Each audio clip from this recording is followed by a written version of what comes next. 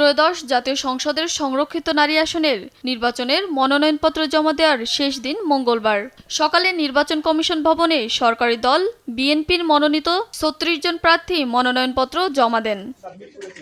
মনোনয়নপত্র জমা দিয়ে বিএনপির প্রার্থীরা বলেন, দলের দুর্দিনে ত্যাগী নেত্রীদের প্রাধান্য দেওয়া হয়েছে। নির্বাচন কমিশন নিরপেক্ষভাবে প্রক্রিয়া সম্পন্ন করবে বলে জানান তারা। আমাদের যে বিএনপির স্লোগান সবার আগে বাংলাদেশ, সেটাকে মাথায় রেখে বাংলাদেশকে আমরা আমাদের বিশ্বে শুধু না, দেশ থেকে শুরু করে বিশ্বের মঞ্চে কিভাবে আমরা পৌঁছে দিব আমাদের উন্নয়নের সপক্ষে, সেটি আমার প্রথম এবং প্রত্যাশা, এবং আশা করি আল্লাহ সেই রহমতটুকু আমার উপর দিবে, আমি যেন কাজ করতে পারি। এদিন প্রার্থী চূড়ান্ত করে বিরোধী দল জামায়াতে ইসলামের নেতৃত্বে 11 দলীয় ঐক্য। সকালে এ জোটের 13 জন প্রার্থী মনোনয়নপত্র জমা দেন। 11 দলীয় জোটের প্রার্থীরা জানান, জোটগত সমঝোতার ভিত্তিতেই প্রার্থী চূড়ান্ত করা হয়েছে। ভিগো ওয়্যার গার্ড প্রয়োজন মতো বাঁকানো যায়, অধিক চাপেও ভাঙে না। ভিগো। এক পরিবারে 2 জন সংসদ সদস্য রাখেনি জামায়াত।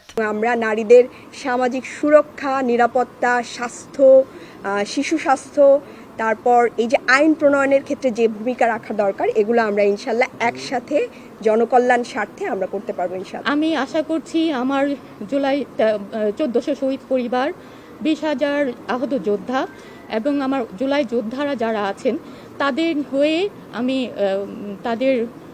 তাদের যে সমস্যা তাদের প্রতিনিধিত্ব করব।